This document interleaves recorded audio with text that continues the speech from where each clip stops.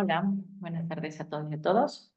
Pues bueno, vamos a dar inicio a la primera sesión de esta asignatura de tópicos de política criminológica o política criminal y seguridad humana. Pues antes de pasar a los temas, comentar algunos resultados de la evaluación diagnóstica. Yo el día de hoy por la mañana revisé, bueno, no mentira, creo que los revisé hasta, sí, hoy en la mañana, perdón. Y bueno, me gustaría un poco comenzar mostrando algunos de los resultados de la evaluación diagnóstica, sobre todo para efectos de que ustedes sepan, porque pues quizá abordo algunos temas que para algunos pueden ya ser de conocimiento. He decidido, digamos, presentar una primera sesión pues quizá como muy teórica, muy conceptual, con la intención de poder comenzar a hablar en el mismo lenguaje, todas y todos los que estamos incorporados en este programa. Entonces, bueno, por ejemplo, sobre el grado de conocimiento en política criminológica o política criminal y seguridad humana, hay dos personas que se dicen muy familiarizadas y, bueno, el resto están o medianamente familiarizadas o poco familiarizadas. Cuando se despliega, digamos, las preguntas sobre conocimientos en temas específicos, sin duda el tema de la violencia estructural es el que es percibido por todas y todos como un tema de mayor familiarización. Y el de menor familiarización es el de ciberseguridad y cibercriminalidad. También cuando les pregunto a todas y a todos qué tan relevantes resultan determinadas problemáticas, pues digamos que aparecen tres, como, bueno, cuatro, ¿no? Que son las que son señaladas en todos los casos por todas las personas que habían contestado la evaluación diagnóstica hasta el momento que lo revisé, que es crimen organizado y narcotráfico, cibercrimen y ciberseguridad, violencia de género, feminicidios, corrupción en las instituciones del sistema de justicia penal. Obviamente, también me importaba o me interesaba recibir comentarios sobre, bueno, qué temas creen ustedes que no están en el programa y que deberían ser incorporados. Y bueno, a reserva de revisar posibles respuestas adicionales a la evaluación diagnóstica, comentarles que las respuestas que había visto hasta el día de hoy en la mañana, pues me hablan de la necesidad también de explorar el campo de las instituciones de seguridad pública, incorporar perspectiva de víctimas, las voces de las víctimas y también rescatar algunas cuestiones sobre el sistema penitenciario. Creo que son temas muy importantes. Veré la manera en cómo hago las adecuaciones necesarias para incluir de alguna manera estos temas en el programa. Muchas gracias a las personas que se tomaron el tiempo de sugerirlo. Y bueno, obviamente cuando también hago como la pregunta de propuestas que ustedes puedan darme para abordar los temas desde una perspectiva crítica, bueno, me sugieren evidentemente abordarlo desde perspectivas transversales como el género, como las infancias, como derechos humanos, visibilizar poblaciones no atendidas hasta ahora, fomentar mediante la metodología de estudios de caso el trabajo asíncrono y también a pesar de, de esta modalidad asíncrona, pues la idea de generar espacios de discusión, ¿no? Que bueno, eso en su momento lo abriré a través de foros en el campus virtual.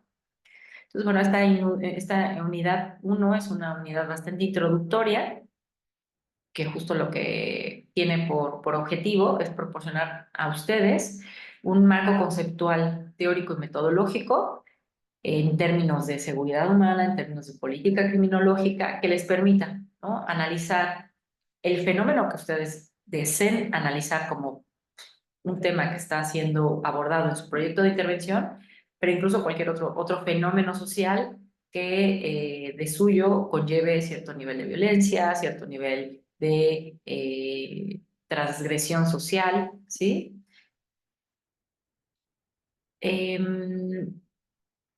Bueno, ¿qué es lo que vamos a ver en esta unidad uno? Básicamente, en la sesión de hoy me concentraré en revisar estas dos primeras flechas, por decirlo así, estos dos primeros vectores. Por un lado, fundamentos de política criminológica. Sé que para quienes hicieron curso propedéutico. Esto les va a sonar repetitivo, son diapositivas, en algunos casos sí retomo algunas diapositivas, otras son diapositivas nuevas, pero piensen que, dado que varias y varios de sus compañeros vienen de formación distinta a la criminológica, que no hicieron este curso propedéutico, pues para mí es muy importante que partamos de, de una base común, ¿sí? De entendimiento y de lenguaje. Entonces, vamos a ver respecto de política criminológica un poco pues, el concepto, la evolución y las distintas corrientes de política criminológica que se han reconocido, al menos desde una perspectiva académica, en la literatura de la materia. También vamos a ver fundamentos de seguridad humana. No es mi intención agotar este tema, digamos, de manera exhaustiva, porque ustedes tienen una asignatura que es Introducción a la Seguridad Humana. Y bueno, también aquí me disculpo si suena repetitivo de lo que les está presentando el docente a cargo de esta asignatura, pero bueno, piensen que pueden darle adelantar o pueden reproducirlo más rápido, ¿no? Este video.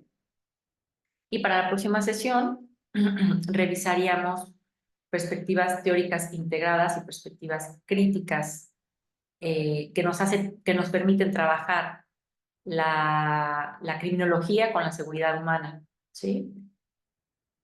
Vamos a revisar perspectivas críticas, vamos a revisar procesos de securitización, eh, vamos a revisar también en la próxima sesión los métodos para emprender análisis desde una visión de política criminológica y seguridad humana. Entonces, bueno, sin más, pues voy a dar inicio. Es una sesión, como en su momento lo comenté, pues que intenta sentar bases conceptuales y discúlpenme si voy un poco rápido, mi intención no es profundizar demasiado en estos temas, la intención es que ustedes cuenten con el material de las diapositivas, son diapositivas demasiado cargadas en texto, porque bueno, por supuesto no son temas que los tengan en la cabeza y que los tengan memorizados, ¿no? Siempre me hace falta el recurso, digamos, el apoyo, ¿no? Textual, pero piensen que también es un poco la intención es dejarles a ustedes material para que ustedes en futuras ocasiones puedan consultar. Lo que sí, desde ya, aquí se me está prendiendo la, el foquito, es que no tengo bibliografía. Entonces, bueno, al final, cuando termine de grabar esta sesión, lo que voy a hacer es modificar las diapositivas para introducir la bibliografía consultada. ¿Ok? Pues bueno, damos inicio entonces. ¿Por qué es necesaria esta unidad? Pues bueno, para tener esto, lo que les digo, la base conceptual común, es necesario entender cómo la criminología puede conectarse con la seguridad, especialmente en un contexto en donde pareciera que son disciplinas, cada una de ellas va por su lado, ¿no? Pero por supuesto tienen puentes, tienen conexiones, tienen áreas, digamos, en las que las dos convergen. Y por supuesto, la idea es que a partir de la información que se provee en esta unidad, pues ustedes vayan generando, ¿no? Todo un aparato, digamos, teórico, analítico, que les permita, pues, ir favoreciendo sus proyectos de intervención, irlos fortaleciendo. Bueno, respecto de esta primer idea sobre qué es política criminal o qué es política criminológica, hacer de momento abrir un paréntesis, decirles que yo sé que para muchos es muy importante hacer esta distinción entre qué es política criminal y política criminológica. Hay razones importantes por las que tendríamos que referirnos a política criminológica, sería lo mejor, pero bueno, el curso como tal lleva el nombre de política criminal, que es una manera, digamos, es la manera tradicional de referirse a este campo de estudio.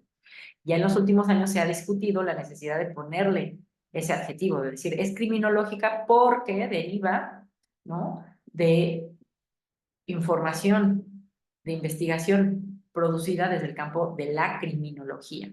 En cambio, si nos quedamos con la política criminal, pues tenemos el problema de que pareciera que nos estamos refiriendo únicamente a la persona que delinque, esa puede ser una interpretación, o por el otro lado, que nos estamos refiriendo digamos que es una crítica que hace Rodríguez Manzanera a este término, en el sentido de referir que es el Estado quien emprende política que termina siendo o instaurando una lógica criminal. Y por supuesto eso sabemos que ocurre y que existe, que hay estados que cometen delitos graves, violaciones graves contra los derechos humanos, etcétera.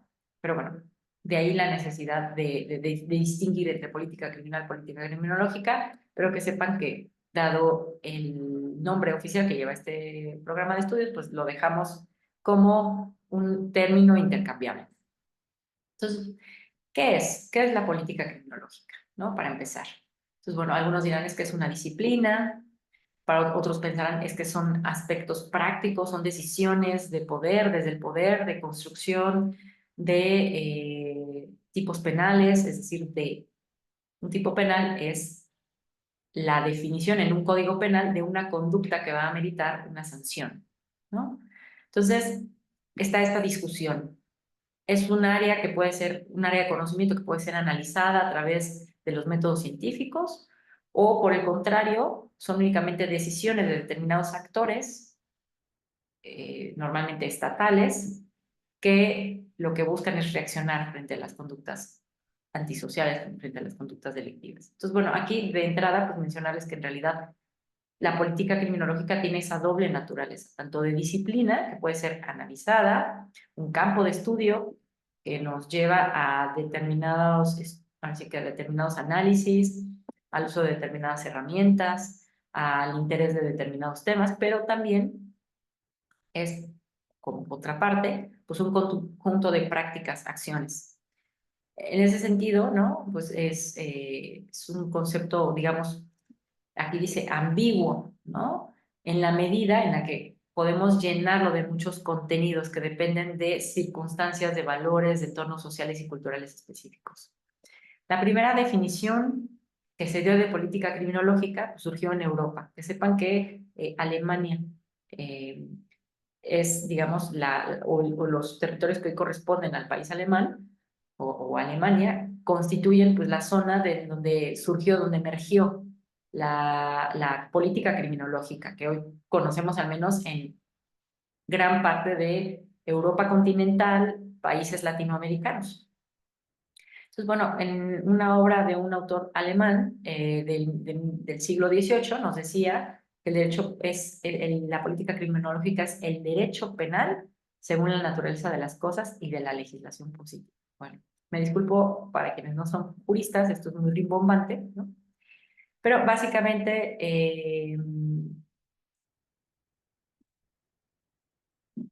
perdonen ustedes, me equivoqué, acabo de darme cuenta que me equivoqué.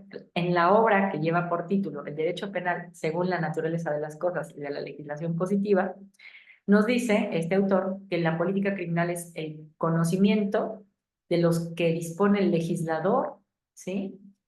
Eh, de esos medios que dispone el legislador para prevenir los delitos y proteger a los súbditos de eh, determinado estado, ¿no?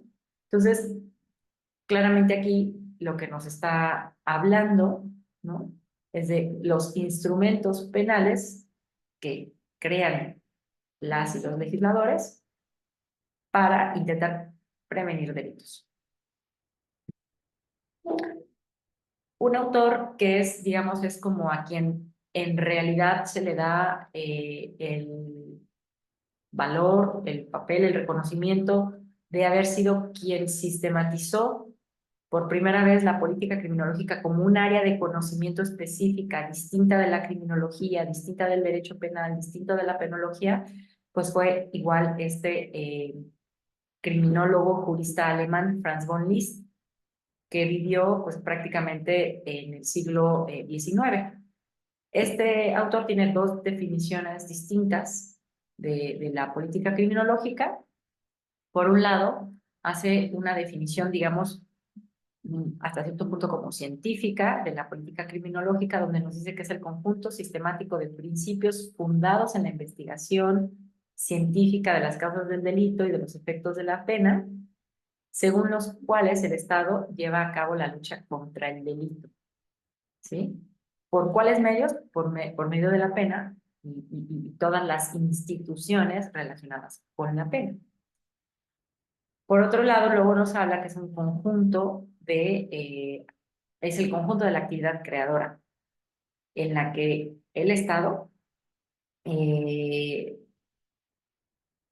realiza determinadas actividades para prevenir y reducir los delitos y sus efectos. O sea, perdonen si lo leo tal cual, ¿no? Pero básicamente la visión de Franz von Liszt no es otra más que eh, definir a la política criminológica como aquel conjunto de actividad estatal que se remite a la creación de tipos penales, es decir, a la promulgación descriptiva de conductas que tienen que ser sancionadas desde el Estado. El Estado sí que tiene para sí reservado la sanción penal, pues prácticamente desde el siglo XVIII, ¿no? O bueno, realmente desde antes. Vamos a hacer ahorita un recorrido histórico sobre cómo se ha reaccionado frente a las conductas sociales y vamos a ver distintas etapas de cómo se resuelven esas transgresiones sociales que se dan en todas las sociedades prácticamente, ¿no? Ahora bien, es importante mencionar que en el caso mexicano se ha recibido total y absolutamente esta visión alemana de política criminológica, ¿no? Que es una facultad propia del legislativo para diseñar el conjunto de conductas que vamos a considerar reprochables y a su vez determinar qué sanciones ameritan, ¿no? Pues bueno, en ese sentido les pongo aquí precisamente, ¿no? Es una evidencia de que tenemos ese pensamiento y que esto que están ustedes viendo es algo que se llama jurisprudencia, que no es otra cosa más que la interpretación que jueces, juezas, autoridades jurisdiccionales hacen de la ley. Y en la ley, pues, se establecen y se determinan las atribuciones de las autoridades, ¿no? Entonces, prácticamente en esta jurisprudencia, un integrante del Poder Judicial, que es un tribunal colegiado de circuito, nos dice, interpreta, digamos, la norma y la pone en armonía con la Constitución y nos dice que la política criminal es una facultad propia del Poder Legislativo. Entonces, vemos que es una visión bastante constreñida de lo que es la política criminológica. Por el contrario, ¿sí? A inicios del siglo XX, ¿sí? Se da lo que veremos más adelante, ¿ok? Como efecto, digamos, del traslado que hubo en su momento de ser Europa el centro de la creación de conocimiento hacia los Estados Unidos, ¿sí? Este efecto de ser el conocimiento eurocéntrico a ser estadounidense tiene efectos también en términos de política criminológica. Y uno de esos efectos es que la política criminológica se describe y se lee en términos de una subespecie de política pública. Es decir, abandonamos la idea,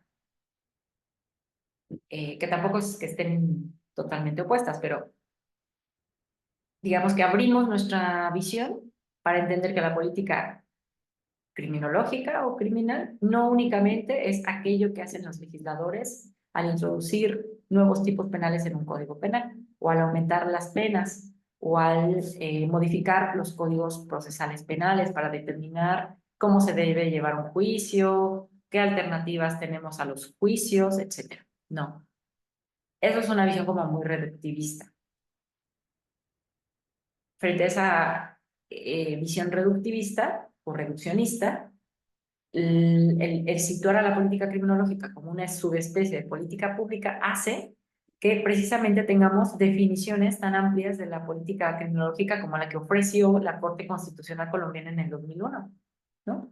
Que dice, bueno, la política criminológica es el conjunto de respuestas que un Estado estima necesario adoptar para hacerle frente a conductas consideradas reprochables o causantes de perjuicio social, con el fin de garantizar la protección de intereses esenciales del Estado y de los derechos de los residentes en el territorio bajo su jurisdicción. Si se dan cuenta, esta definición hasta aquí pareciera que no es muy distinta de la que en su momento nos dijo la primera persona que definía la política criminológica, ¿no? prácticamente se hablaba desde 1796 de prevenir los delitos y proteger los derechos de las personas que viven en determinada jurisdicción. Sin embargo, vemos que la explicación que posteriormente hace la Corte Constitucional dice que estas respuestas no se limitan únicamente a la pena o a la creación de nuevos delitos o tipos penales, más bien, sino que pueden ser respuestas de muy distinta naturaleza. Por ejemplo, aquí dice, puede ser social, puede ser jurídica, puede ser económica, puede ser cultural, la respuesta desde una política tecnológica, puede ser de carácter administrativa, tecnológica o incluso, digamos, aprovechar desde esta respuesta tecnológica, pues nuevos descubrimientos científicos.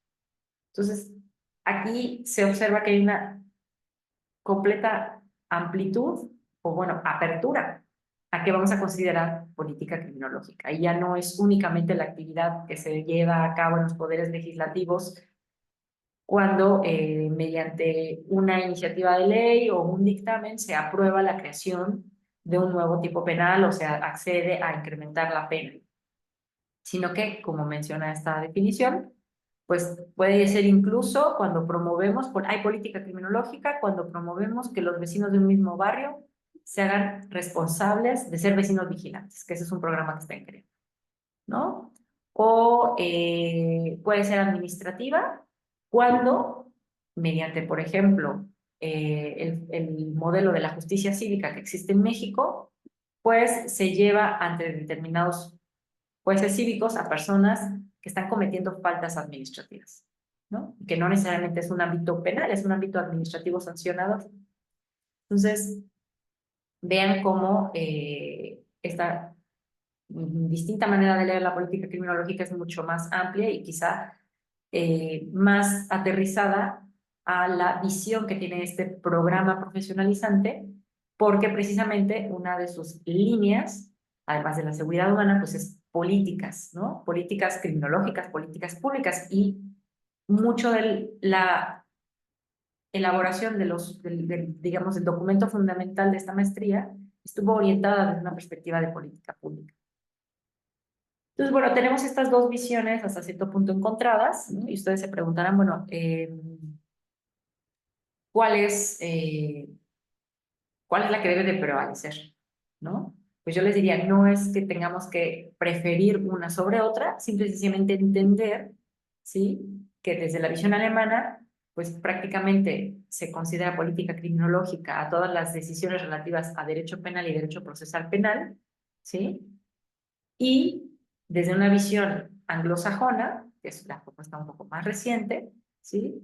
Prácticamente es hablar de todas aquellas decisiones públicas que se toman para prevenir el delito, en ocasiones en colaboración con la ciudadanía, que aspiran, pues, sí, por un lado, obviamente no, la idea no es el castigo, puede conllevar castigo, pero que en últimas lo que pretenden es la construcción de sociedades más justas, más prósperas, libres de violencia, o bueno, donde la violencia, digamos, está acotada, está limitada, está controlada. Obviamente esta inserción de la política criminológica desde una perspectiva de políticas públicas es mucho más reciente que la visión alemana. La visión alemana, pues, de política criminológica se construye desde finales del siglo XVIII.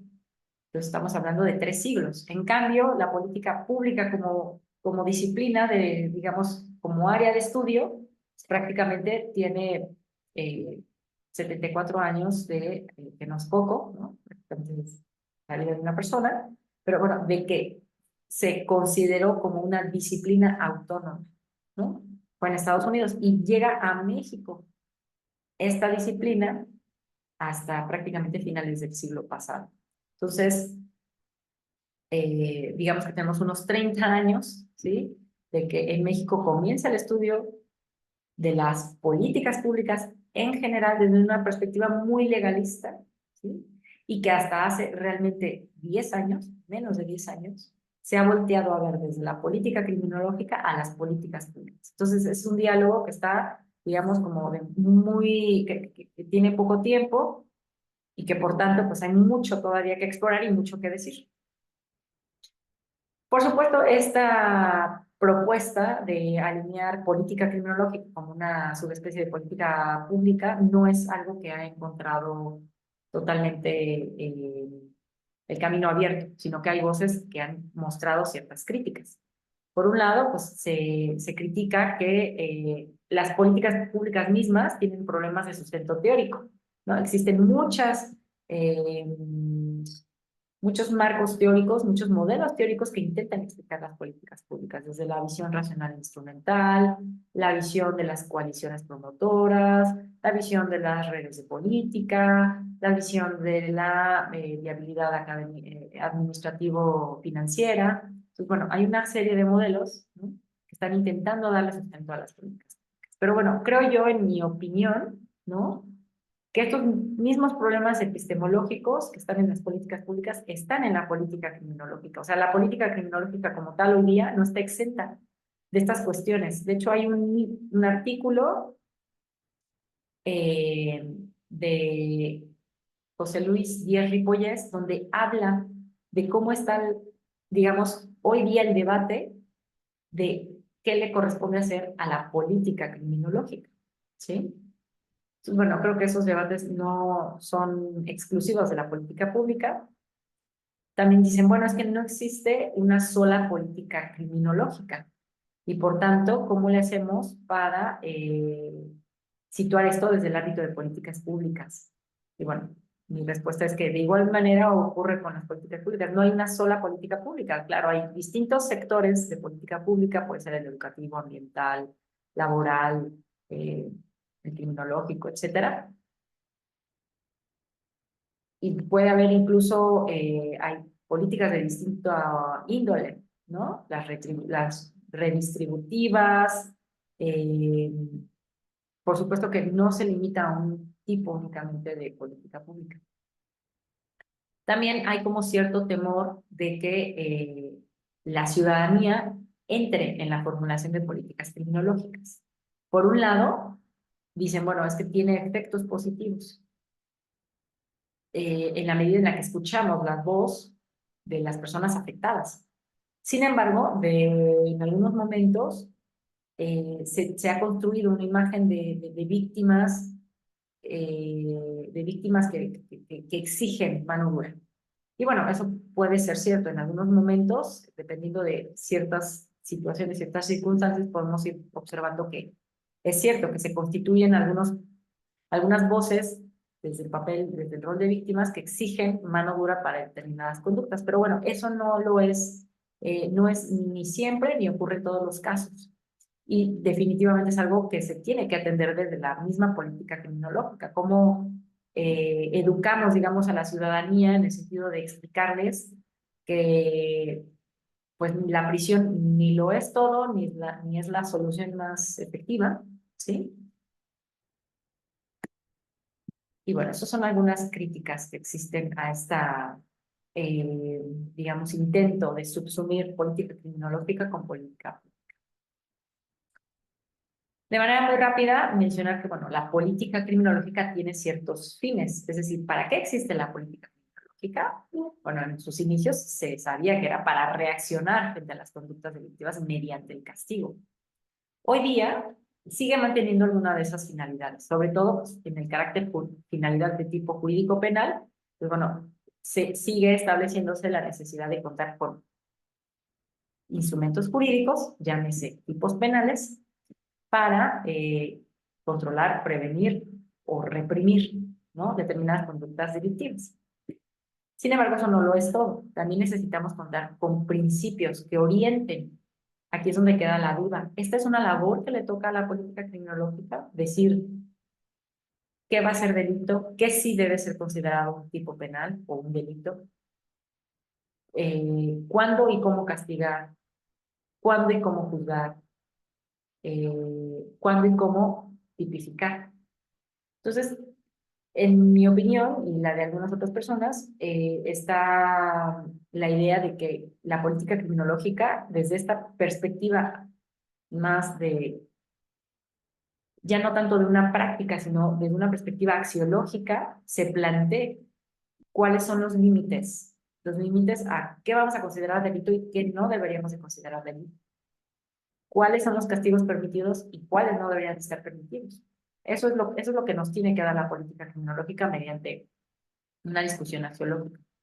Y por otro lado, desde el siglo pasado, mediados del siglo pasado, cuando se instaura pues, toda la lógica de derechos humanos a nivel internacional y se permea a nivel nacional, pues está la idea de que la política criminológica tiene que promover el ejercicio y la garantía de derechos humanos que están relacionados, obviamente, pues con el contacto de una persona con el sistema de justicia penal.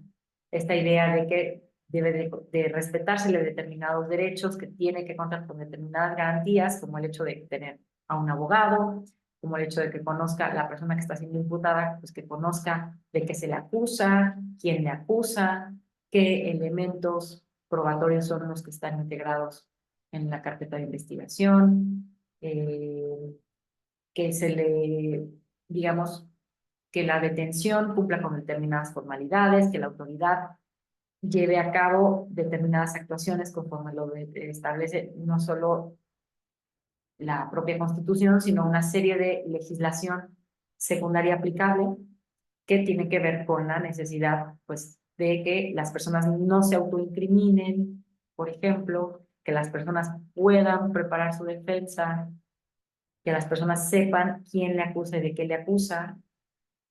Pues bueno, esos son fines de la política criminológica. ¿Y qué se relaciona con esto que les mencionaba hace unos instantes, no? O sea, la política criminológica, desde esta perspectiva axiológica, tiene que contestar estas preguntas. Pero aquí quizá yo veo que estoy equivocada, porque tendría que plantearse en términos del deber ser. ¿Qué debería ser un delito? ¿Qué debería, no sé si está, qué debiera juzgarse? ¿No? O sea, ¿y a quiénes vamos a juzgar? ¿Qué debiera considerarse un castigo?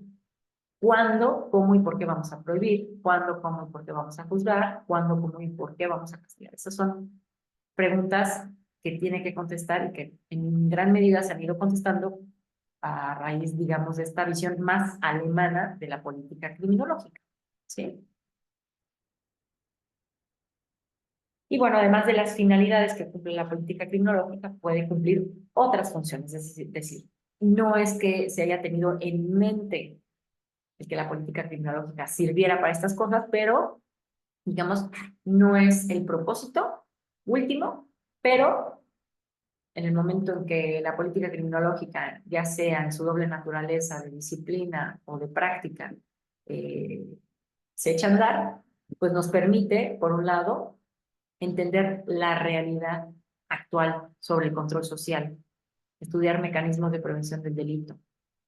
Nos permite, por supuesto, también, a partir de información que le provee la criminología o de información que le proveen otras disciplinas, pues hacer una crítica de cómo está establecida una legislación penal en un estado dado. Y por último, pues también desde una perspectiva de política criminológica en lectura de políticas públicas, la política criminológica nos permite o nos ayuda a partir de información que se ha ido derivando de estudios empíricos, pues a decirnos cómo podemos hacer el mejor diseño de una política criminológica, cómo podemos implementar, cómo, cómo deberíamos evaluar desde una perspectiva integral todos estos programas que tienen por objetivo prevenir las conductas criminales. Pues bueno, nada más como para efectos de hacer un recorrido histórico muy breve, piensen ustedes que la política criminológica como una práctica, como una reacción frente a conductas antisociales, pues existe prácticamente desde la existencia misma de los seres humanos, ¿no? De la persona. Lo que ocurre es que se tiene registro de la política criminológica desde el momento en que se inventó la escritura, ¿no? Que fue prácticamente 4.000 años antes de Cristo. Entonces, a partir de esa época y hasta más o menos la época en la que cae el Imperio Romano, en el 475 después de Cristo, se tuvo durante esa época un periodo de venganza privada ilimitada y de venganza privada limitada. ¿Qué significa? Que frente a un robo, frente a un homicidio, pues la gente de la comunidad tenía la oportunidad de tomar represalias contra quien se considerara el infractor, el ofensor, o la persona que había eh, generado esa situación. De eso va la venganza privada. Ahora, en su momento era ilimitada y conforme pasa el tiempo y se va, digamos, especializando el gobierno de aquellas culturas, pues surgen reglas que intentan limitar esa venganza y es, por ejemplo, el Código de Hammurabi, ¿no? Esta idea de que existen unas reglas que regulan la ley del talión. Es decir, a una persona que te saca un ojo, tú le puedes sacar el ojo. Si una persona a causa de una persona muere un hijo tuyo, tú estás, digamos, legitimado para que también esa persona pierda a su hijo, ¿no? O sea, tú vas contra el hijo y eso es una venganza privada limitada. Cabe mencionar que en esta etapa primitiva, obviamente yo lo estoy reduciendo demasiado, pero hubo determinados momentos, sobre todo con la cultura romana, en la que se ensayaron las primeras formas de que fuera el Estado quien se encargara del castigo y de la sanción. Luego tenemos un periodo de prácticamente 10 siglos, conocida como la etapa medieval, en la que también, o sea, hay muchísimas prácticas de política criminológica, pero que básicamente, digamos, como nueva, surge pues la venganza divina, esta idea de que hay un ser supremo, ¿no? A quien hemos agraviado, que en la medida en que lo hemos agraviado necesitamos, pues frente a una ofensa o un pecado necesitamos actuar, ¿no? Castigando, pues bueno, eso es la venganza divina. Y luego, conforme van adquiriendo más notoriedad y mayor poder, los, pues los monarcas, quienes tenían la titularidad, digamos, del poder político en los reinos, se va instaurando poco a poco las bases de la venganza pública, es decir, de que sean determinadas autoridades las que tengan la posibilidad de llevar a cabo todo este proceso, digamos, de sanción, en el caso de personas que han incurrido en conductas antisociales. Luego tenemos prácticamente, bueno, para muchos historiadores la etapa moderna inicia con el encuentro de los dos mundos, pero bueno, prácticamente aquí en términos, digamos, de criminología, pues esa etapa moderna no va a empezar sino hasta prácticamente los 1800, ¿no? Piensen que las prácticas medievales de tortura, de ejecuciones públicas, se mantuvieron prácticamente hasta hasta el siglo XIX, ¿sí? Entonces, bueno, en esta época de la etapa moderna se habla de que se institucionaliza o se consolida la venganza pública, la venganza por parte del Estado, y se humanizan las penas, especialmente más bien del siglo, hacia finales de 1800, perdón, hacia finales de 1700, es cuando se humanizan las penas, cuando en muchos países pues se elimina la pena de muerte, ¿no? Ese primer movimiento abolicionista respecto de la pena de muerte pues surge en el finales del siglo XVIII. Luego tenemos, digamos, una etapa contemporánea que para reducirlo bastante, pues algunos lo sitúan entre el siglo XIX y prácticamente lo que llevamos del siglo XXI, ¿no? Y en esta etapa, ¿no? Prevalece la prisión como castigo, ¿no? Seguimos en una etapa de venganza pública, donde la pena ya se humanizó, porque ya no es la pena de muerte, aunque hoy día en muchos países sigue prevaleciendo la pena de muerte, incluso en Estados Unidos, en algunos estados está prevista la pena de muerte. Pero bueno, que sepan que, digamos, hay un consenso internacional para, en términos de derechos humanos, de decir que estas son penas inhumanas, degradantes, que no deberían de estar siquiera ya previstas en los ordenamientos de algunos países. Entonces, bueno, lo que voy a hacer a continuación es revisar precisamente cuáles son las políticas criminológicas que corresponden a esa etapa contemporánea. Es ahí a donde yo me quiero centrar, ¿no? No, por supuesto, quienes quieran hacer historia, pues con mucho gusto les puedo proporcionar bibliografía, etcétera, pero nos vamos a centrar en la etapa contemporánea y perdón si voy a ir un poco rápido y también disculpen las diapositivas, ¿sí? No, trato de hacerlos de la mejor manera para darle sentido gráfico a esto, pero también tengo tiempo limitado y recursos tecnológicos limitados, ¿no? Entonces, bueno, prácticamente es una revisión cronológica de los distintos paradigmas. Aquí, perdonen, no borré uno. Prácticamente el paradigma etiológico, que es del siglo XIX, siglo XVIII más bien, siglo XVIII, siglo XIX, donde encontramos pues la escuela clásica y el positivismo. Son dos corrientes de política criminológica que están nutridas por corrientes criminológicas o teorías criminológicas que llevan prácticamente el mismo nombre, ¿sí? Estas flechas azules lo que representan son las teorías criminológicas.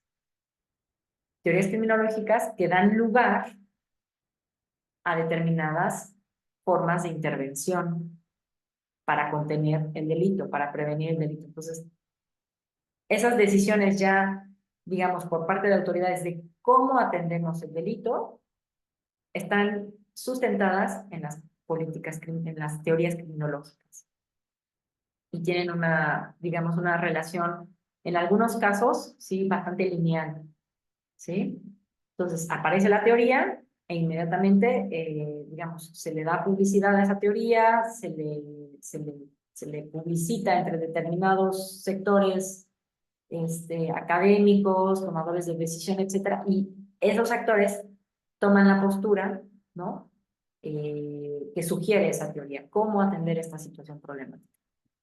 Entonces, bueno, luego tenemos el paradigma del control social, que básicamente es siglo XIX, siglo XX, y en la que, bueno, convergen muchas teorías criminológicas. Algunas de ellas son las llamadas teorías sociológicas, ¿no? La Escuela de Chicago, la teoría de la asociación diferencial, la teoría de la anomia, la teoría del etiquetamiento. No es necesario, de momento, exponerles estas teorías criminológicas. Igual, quien esté interesada, interesado, puede comentármelo y con gusto le proporciono bibliografía. Aquí lo que, más allá, digamos, de esa teoría en sí, pues saber que esa teoría ha dado lugar a estas corrientes de política criminológica que están situadas más desde un paradigma del control social. Luego tenemos un paradigma crítico que se da prácticamente en los 80s del siglo pasado, promovido por las corrientes de criminología crítica, que toman la forma de algo que se ha dado llamar como realismo de izquierda. Después de eso, tenemos digamos, un paradigma que se llama paradigma de la intolerancia, que también es, digamos, resultado en parte de la contracrítica al paradigma crítico, ¿sí? Y por ejemplo, aquí en el paradigma de la intolerancia pues, tenemos realismos de derecha, tenemos derecho penal del enemigo, tenemos ideas como la tolerancia cero. Y bueno, por último, así que en penúltimo lugar tenemos el paradigma del daño social. Ahorita vamos a revisar cada una de estas. Y finalmente el paradigma privatizador. Recuerden que en su momento cuando hicimos el curso eh, se me fue, el propedéutico, revisamos una lectura, ¿no? De la importancia que tenían las teorías y cómo impactan en las políticas. Entonces, bueno, recuerden que las teorías nos dan determinados supuestos, ¿no?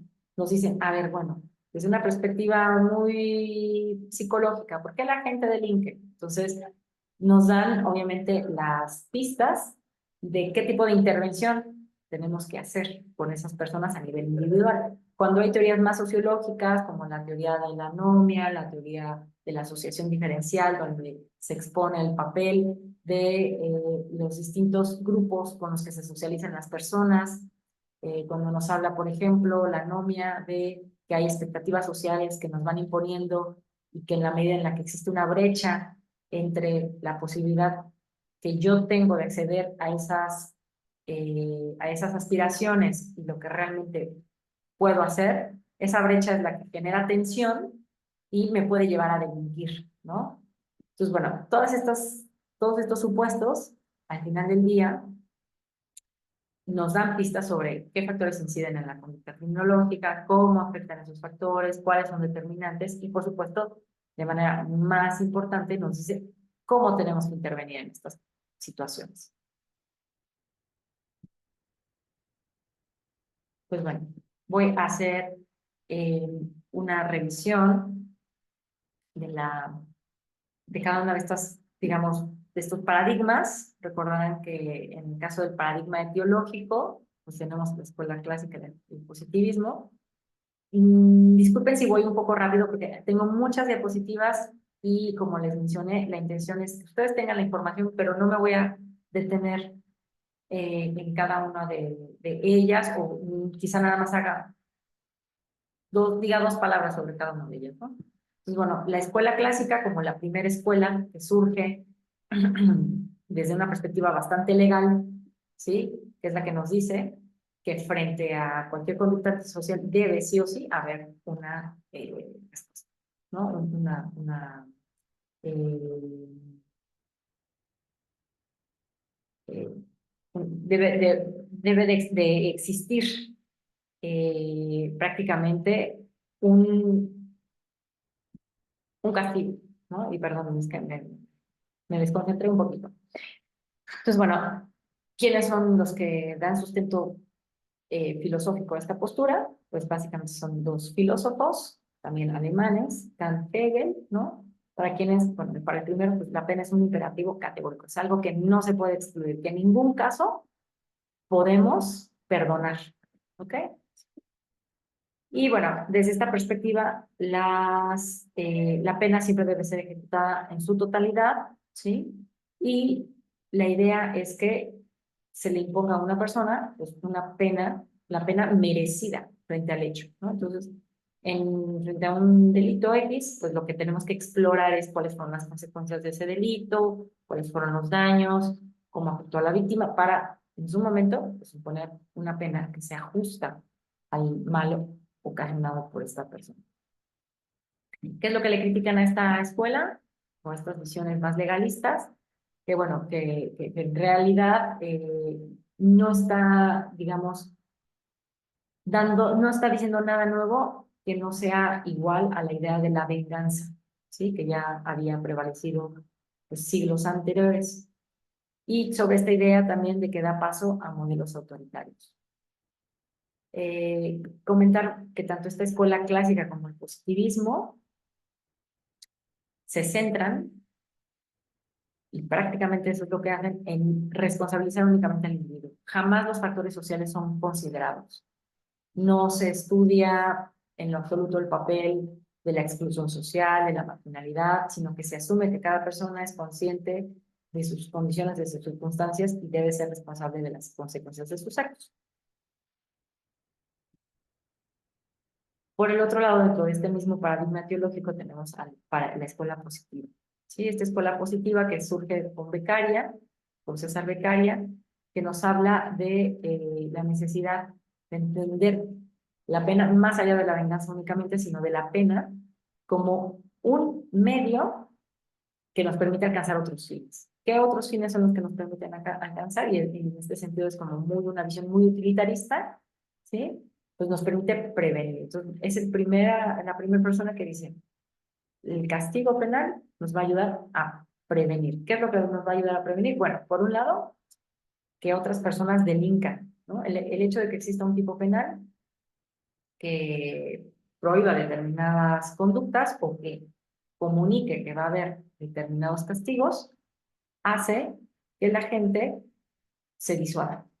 Eso en primer lugar, ¿no? Es la prevención eh, especial. Pero también, o la disuasión. Pero también tenemos que, si una vez una persona delinque es detectada por el sistema, procesada y condenada, se da ahí un efecto de prevención especial.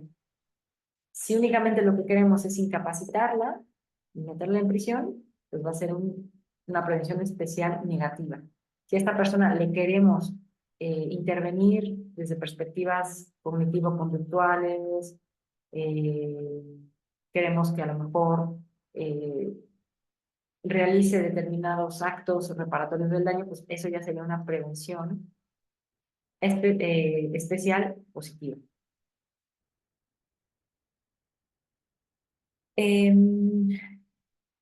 Pues bueno, después de, digamos, de la escuela positiva, pasamos, ¿no? Hay como una primera ruptura epistemológica, por decirlo así, donde dejamos de concebir al individuo como el único responsable de su suerte y comenzamos a incorporar el papel que tiene el Estado, la sociedad, en las distintas conductas antisociales.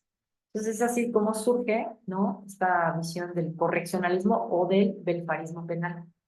Es decir, la idea de que el Estado es responsable de ayudar a que la gente pues se corrija, ¿no? Como ese correccionalismo, que se cure, ¿no? Porque en algunos casos pues, la delincuencia es vista como un mal que es susceptible de ser curado como si fuese una enfermedad cualquiera. Entonces, surge el correccionalismo y surge la idea de pues, intervenciones específicas para tratar a las personas de cara a evitar su reincidencia. También dentro de este mismo paradigma surge,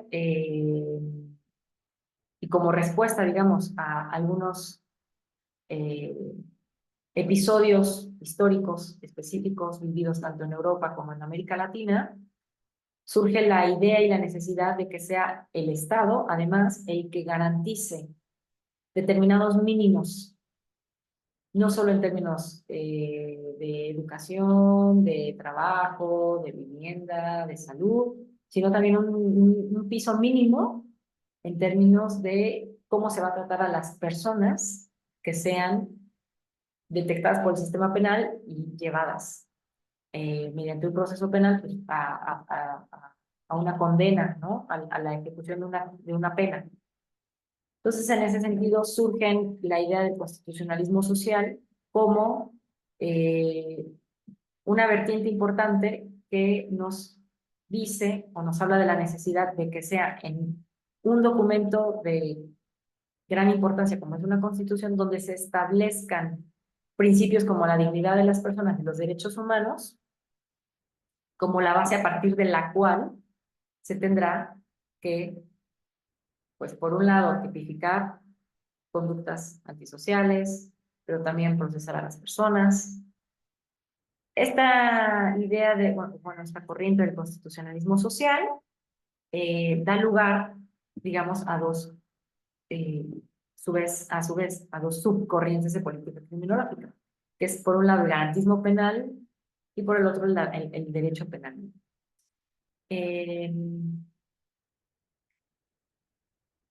El modelo garantista, digamos, uno de sus impulsores, Luigi Ferrajoli, pues básicamente lo que nos dice es que aborda el aspecto de qué se debe prohibir y cómo se debe de prohibir, por un lado, pero también nos dice cómo se debe de castigar a las personas, ¿no?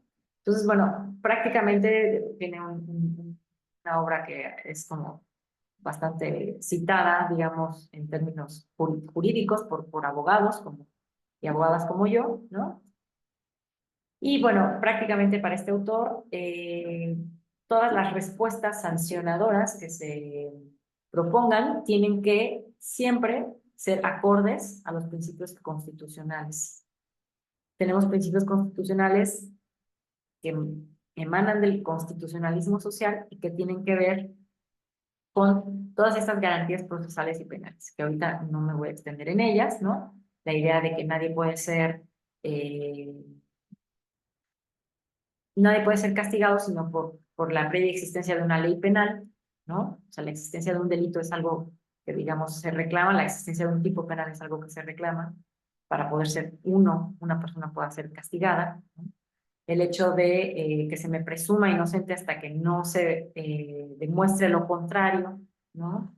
El hecho de que se me juzgue en un plazo razonable, el hecho de que tenga un abogado que sea una persona que ejerce de manera adecuada la profesión, etcétera. Este es el conjunto de garantías procesales y penales.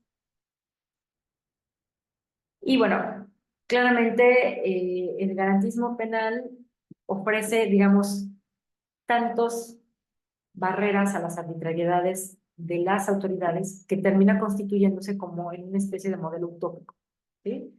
Llega un punto en el que la gente le critica, le critica porque dicen, realmente, o sea, está muy bien como modelo, pero como todos los modelos, o sea, es imposible ya en la práctica lograr que esto se infiltre en las actuaciones cotidianas de las autoridades, ¿no? Entonces, bueno, tenemos el propio caso mexicano, que desde el 2008 se hicieron reformas al sistema de justicia penal para implementar o promover visiones más garantistas en la justicia penal, pero que con el paso del tiempo y con pocos años, poco a poco se hicieron nuevamente reformas legislativas para ir eliminando algunas de esas ideas garantistas. Y por otro lado tenemos el derecho penal, donde, bueno, básicamente esta idea del derecho penal mínimo, cuyo uno de sus expositores más importantes es Alessandro Barata, nos dice, tenemos que evitar usar el derecho penal como un instrumento para mandar mensajes de reproche, que luego termina ocurriendo que los legisladores, las legisladoras dicen, bueno, vamos a legislar esto con la idea de que la sociedad, la ciudadanía se entere de que esto no está bien visto, de que esto no se va a permitir, de que esto no se va a tolerar. Sin embargo, cuando ya vemos en la práctica de las instituciones del sistema de justicia penal, pues realmente existe una especie de embudo, ¿no?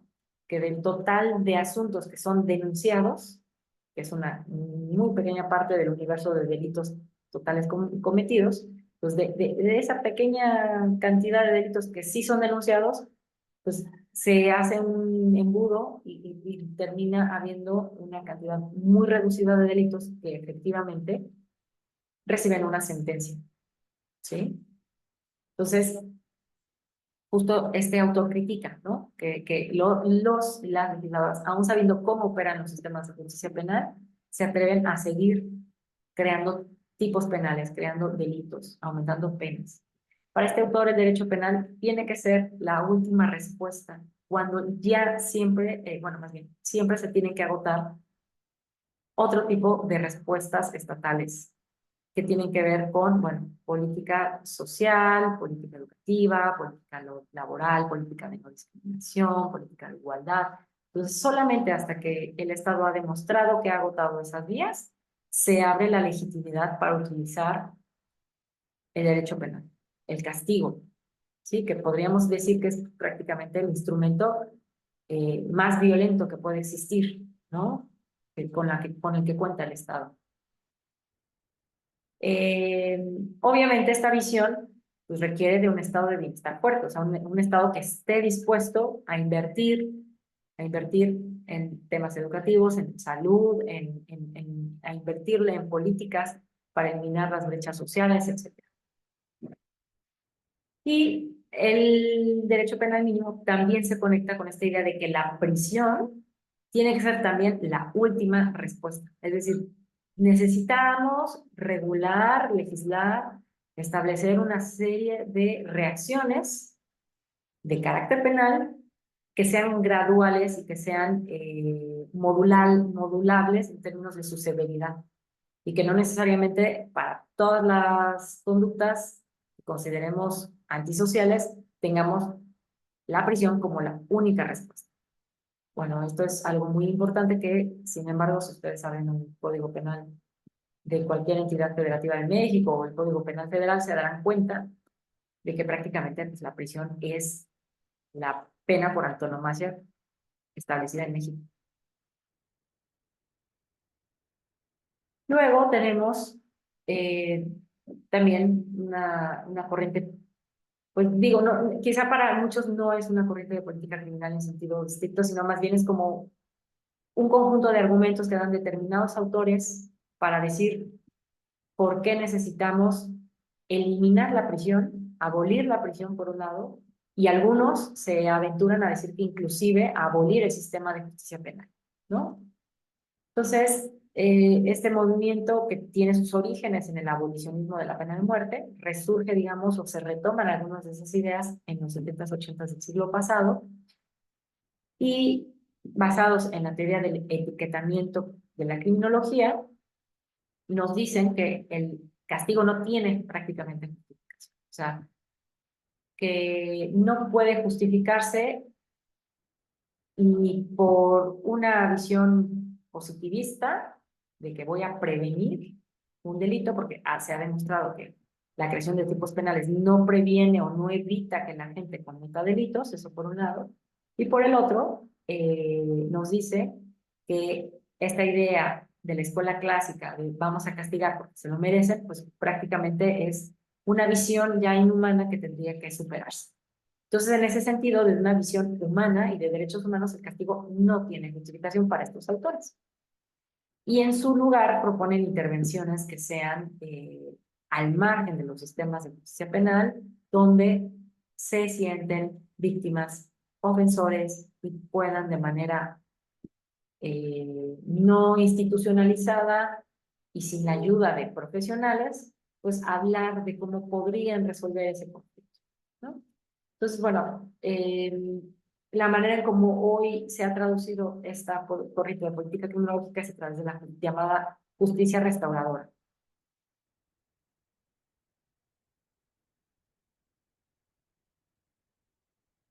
El abolicionismo entiende el delito como un conflicto entre dos partes, que donde es necesario incorporar a la víctima, donde es preferible arribar a un acuerdo reparador que a la imposición de un castigo privativo de libertad. Y algunos estudios hablan, por ejemplo, de que las intervenciones restauradoras pueden tener incluso mayor nivel de efectividad que los castigos tradicionales, es decir, la prisión. ¿En cómo lo basan o cómo lo miden?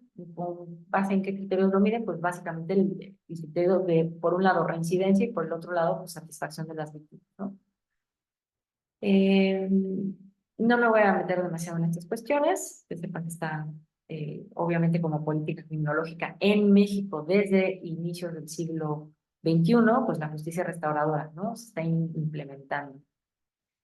Luego tenemos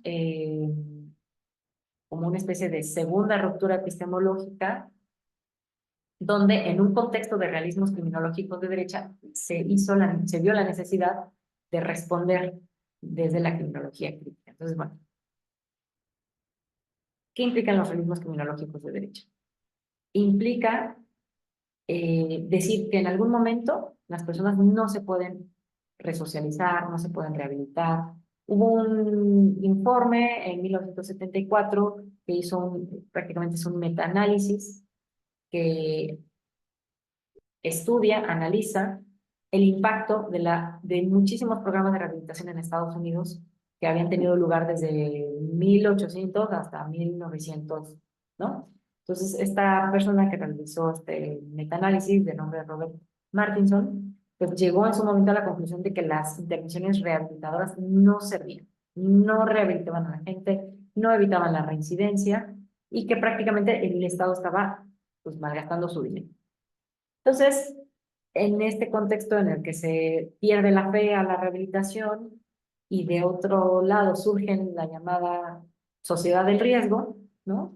Comienzan a darse políticas criminológicas de mano dura, de ley y orden. Entonces, prácticamente es como regresar un poco a la visión de la escuela clásica, donde las personas delinquen porque quieren, no se toman en cuenta factores sociales, se retoma la idea de que hay que castigar,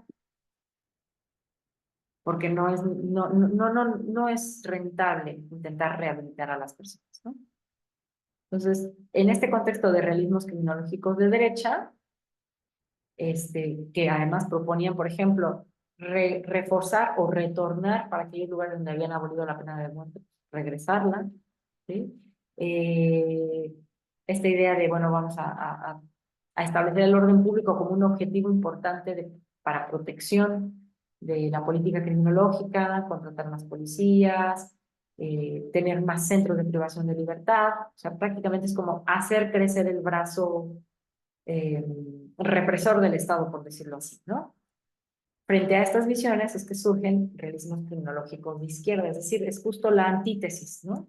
Estos realismos criminológicos son una especie de eh, herederos de la corriente del etiquetamiento, pero digamos que hay nuevas voces, se incorporan nuevos análisis, algunos de ellos basados en las visiones marxistas del delito, de la delincuencia, del castigo, y es así como, sobre todo en Inglaterra, en los 80, surge la criminología crítica y que ve, digamos, ya no se interesa tanto en el estudio del delincuente desde una perspectiva individual o de los procesos de criminalización, sino más bien que se interesa en cómo es que el Estado va determinando y seleccionando, por decirlo así, quiénes son los que van a terminar siendo delincuentes, ¿no? Prácticamente, como nos dice aquí en esta diapositiva, el acto desviado no es únicamente el resultado de un etiquetamiento, sino que además tiene determinadas bases materiales. O sea, aquí no solamente es decir, ah, bueno, si a una persona se le etiqueta como delincuente, el día que sale de prisión y tiene antecedentes penales, ya no va a poder, digamos, reinsertarse a la sociedad, dado esta etiqueta de delincuente. La criminología crítica y los realismos criminológicos de izquierda van un paso más adelante y dicen, bueno, fijémonos quiénes son los sectores de la población que están en prisión, ¿no? Veamos el perfil de la gente que está en prisión. Normalmente, ¿quiénes son? ¿Qué tipo de delincuencia es? Normalmente es delincuencia patrimonial, normalmente es delincuencia eh, patrimonial, digamos, de baja cuantía, que a veces no es cometida con violencia. En cambio, pues, digo, esto estamos hablando de los 80, ¿no? Obviamente ahorita la realidad es otra, la realidad de las prisiones es distinta, pero en los 80 un poco se llegaba a esa realidad. Hay un documental que ustedes pueden ver que se llama Los Ladrones Viejos, donde justo en el caso mexicano retratan cómo los reclusorios, al menos en la Ciudad de México, pues estaba lleno de personas que habían delinquido, robado, o sea, eran delitos menores, delitos patrimoniales, y con un perfil, digamos, social muy específico, ¿no? En cambio, pues los grandes delincuentes, ¿no? Los políticos, los genocidas, etcétera, ni siquiera eran nombrados como tales, ¿no? Bueno, esta es una parte importante de los realismos criminológicos de izquierda, que nos obliga a voltear a esas otras áreas invisibilizadas de la criminalidad. Eh, Llegamos a las políticas criminales basadas en la intolerancia, que no es otra cosa más que hijas o hijos de los realismos criminológicos de derecha, ¿no? Estas políticas criminales basadas en la intolerancia surgen en Estados Unidos a finales del siglo XX. Ustedes habrán escuchado posiblemente la teoría de las ventanas rotas, con una teoría criminológica que sustenta esta visión. Pueden buscar en internet, en YouTube, hay videos que explican de qué va la teoría de las ventanas rotas. Y básicamente lo que hacen es decir que existe una línea, ¿no? Como continua entre pequeñas faltas o incivilidades, entre esta idea de que hay personas que si toman en la calle, pues el día de hoy cometen una falta, pero el día de mañana esa incivilidad o esa falta cívica puede transformarse en un delito más grave. Entonces, justo lo que promueven este tipo de políticas criminales es cortar de tajo, digamos, esa línea de conexión entre faltas y delitos y actuar, sí, bajo una lógica de no vamos a tolerar incluso faltas menores, ¿no? Eh, Obviamente aquí está todo el tema de la criminalización de los grafiteros, la expresión, digamos, ciertas expresiones sociales consideradas como vandalismo, el manejo de determinados sectores de la población como personas que están a lo mejor en situación de calle y que se les ve como personas peligrosas. Entonces, bueno, esta es la idea de la política de las políticas basadas en la intolerancia.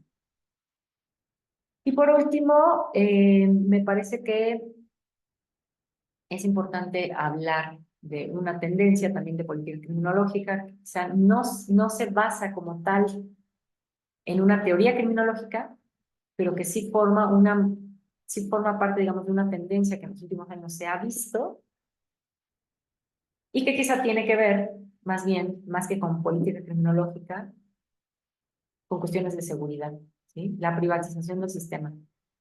Bueno, no, en realidad puede ser visto desde la política tecnológica, desde la seguridad, desde ambos aspectos, pero bueno, básicamente nos dice, ¿no? Que el Estado no es eficiente, ¿sí? De hecho, este es un poco, estos discursos de los que voy a hablar derivan también de ver a la política tecnológica desde una perspectiva de políticas públicas. Pues toda esta idea de que el Estado ha resultado burocrático, ha resultado ineficiente, que necesitamos meter una lógica de administración de empresas al Estado, es lo que hace que, bueno, lo que Nils Christie llama como la emergencia de una industria de control del delito. Entonces tenemos no solamente instituciones de seguridad privada, no solamente empresas que trasladan a reos, sino que incluso ya en los últimos años, desde Estados Unidos, nos llega un modelo de pues, gestión a cargo de empresas privadas de complejos penitenciarios, ¿no? O sea, siendo las empresas las que administran prácticamente y gestionan pues la vida en el día a día de las personas que están privadas de su libertad, ¿no? Entonces, bueno, obviamente esto ha tenido impactos en la política tecnológica en México. Prácticamente en México también se ensayó un modelo en el que se tenía digamos, un híbrido entre una administración pública-privada en la época de Calderón y hasta la época de Peña Nieto. Bueno, quien esté interesado en temas penitenciarios puede revisar, efectivamente, en esa época eran empresas las que se encargaban de administrar contratos, recibían contratos por parte del gobierno, se encargaban pues, de proveer de ropa, de alimento, de contratar al personal que haría las veces de seguridad en estos complejos, etc. Y por último, la corriente criminológica que se refiere a la teoría del daño social. ¿Sí? Bueno, esta es para algunos una posible tercera ruptura epistemológica que prácticamente nos dice, hemos estado demasiado ensimismados en ver a las personas desde una perspectiva micro. Obviamente después vino todo lo que se refiere a los paradigmas de control social, donde nos dijeron, tenemos que ampliar un poco nuestra visión y verlo más desde un aspecto macro. Sin embargo, jamás se había, o bueno, quizás sí, pero no, desde la academia no se había volteado a ver con tal claridad al Estado como un actor que, como bien refería la literatura o la lectura que hicieran, precisamente ven al Estado como uno de los principales perpetradores ahora sí que de delitos, ¿no? Uno de los principales fuentes en ocasiones de inseguridad individual, ¿no?